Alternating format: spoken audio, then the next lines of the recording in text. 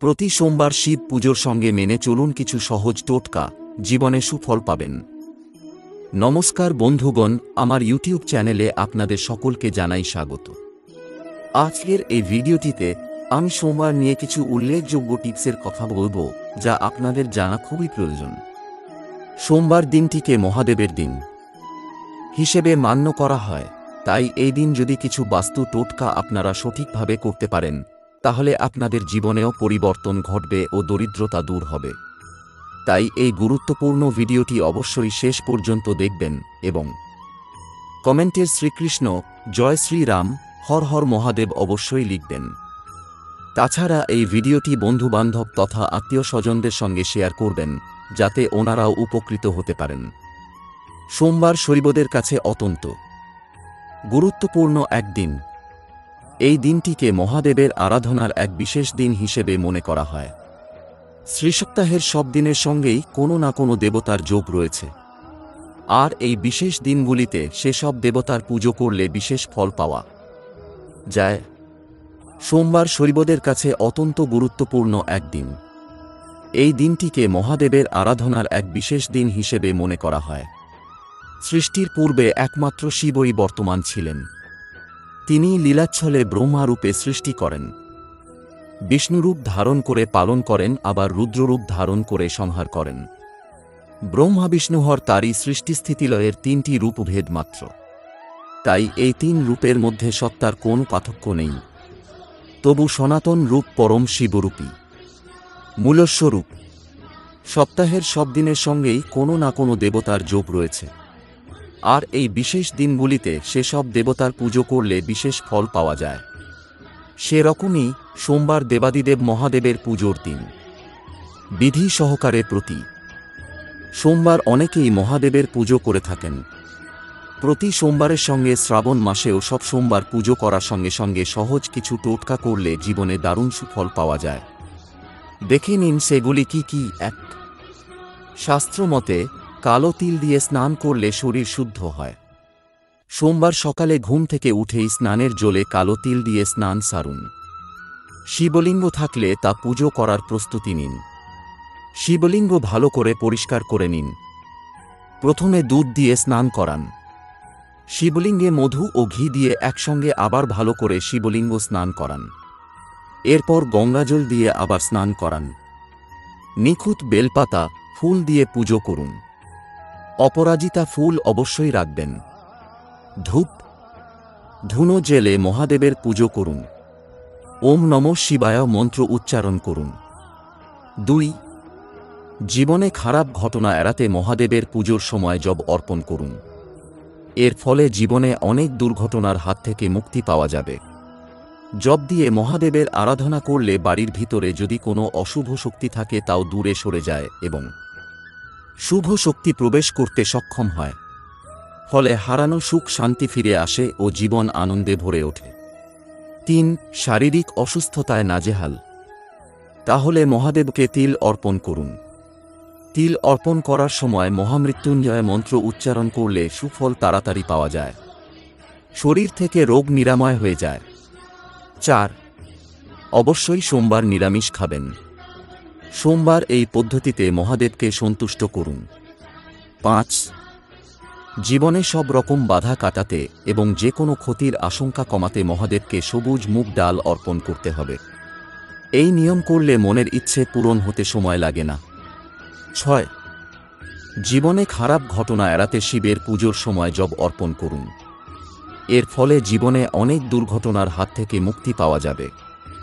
জপ দিয়ে মহাদেবের আরাধনা করলে বাড়ির ভিতরে যদি কোনো অশুভ শক্তি থাকে তাও দূরে সরে যায় এবং শুভ শক্তি প্রবেশ করতে সক্ষম হয়।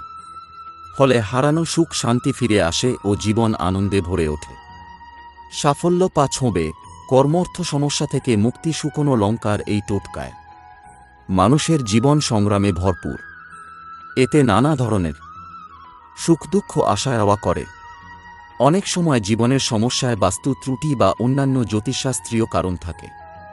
সমস্যা সমাধানে যথাযথ ব্যবস্থা না নিলে সমস্যা দূর হয় না। নেগেটিভ এনার্জিও বাড়িতে এই সমস্যা আসার কারণ বলে মনে করা হয়। অনেকে দৃষ্টিশক্তির ত্রুটিকেও এসব সমস্যার কারণ বলে মনে করেন। মানুষের জীবন সংগ্রামে ভরপুর, এতে নানা ধরনের সুখ দুঃখ আসা যাওয়া করে।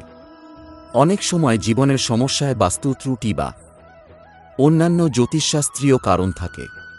সমস্যা সমাধানে যথাযথ ব্যবস্থা না নিলে সমস্যা দূর হয় না। নেগেটিভ এনার্জিও বাড়িতে এই সমস্যা আসার কারণ বলে মনে করা হয়। অনেকে দৃষ্টিশক্তির ত্রুটিকেও এসব সমস্যার কারণ বলে মনে করেন। 1.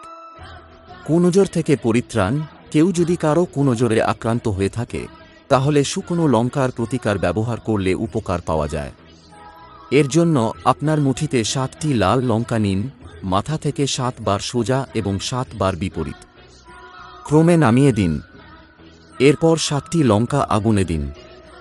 বিশ্বাস করা হয় যে এটি করলে সমস্ত ধরনের দৃষ্টি ত্রুটি দূর হয়। 2. সমস্যা দূর করুন। প্রতিটি মানুষের জীবনে প্রতিবন্ধকতা আসতে থাকে। অনেক সময় সমস্যা এমন হয় যে সেগুলি দূর হয় না।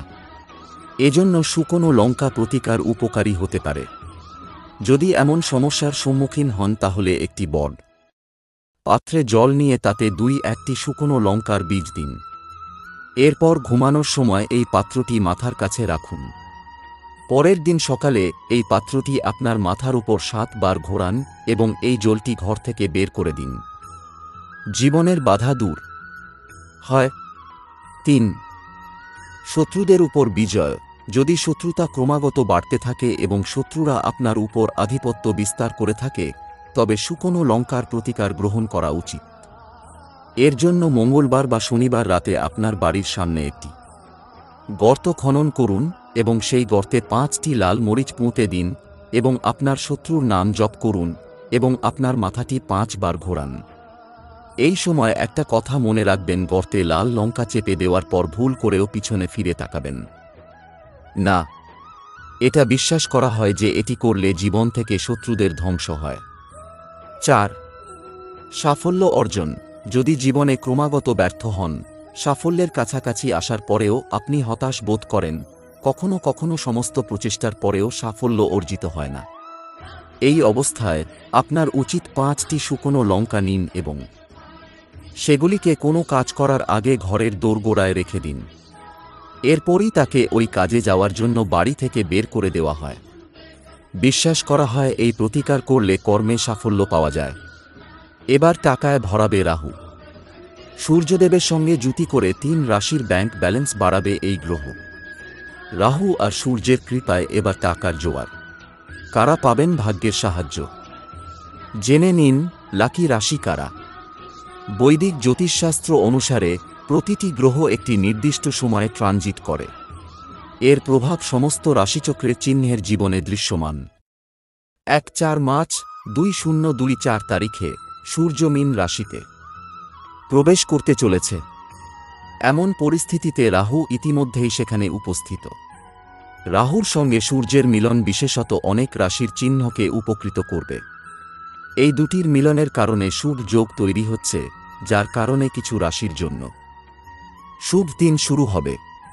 এই রাশির জাতক জাতিকারা রাহুর প্রভাবে হঠাৎ করে অর্থলাভ করবে এবং তাদের কঠোর পরিশ্রম ফল দেবে। বৈদিক জ্যোতিষশাস্ত্র অনুসারে রাহু 1-8 মাস ধরে একটি রাশিতে অবস্থান করে। একই সময়ে সূর্যের সঙ্গে রাহুর এই সংযোগটিও 1-8 বছর পরে তৈরি হতে চলেছে। এর কারণে এটি কিছু রাশির জন্য একটি বাম্পার লটারি হতে চলেছে। জেনে নিন এই রাশিগুলি সম্পর্কে। বৃষ। আসুন আমরা আপনাকে বলি যে এই রাশির 1-1তম ঘরে সূর্য এবং রাহুর সংমিশ্রণ উপকারী হবে। আপনার ইচ্ছা পূরণ হবে এবং আপনার কঠোর পরিশ্রম ফল দেবে। শুধু তাই নয়, কর্মজীবন ও ব্যক্তিগত জীবনেও আপনি উন্নতি করতে পারবেন।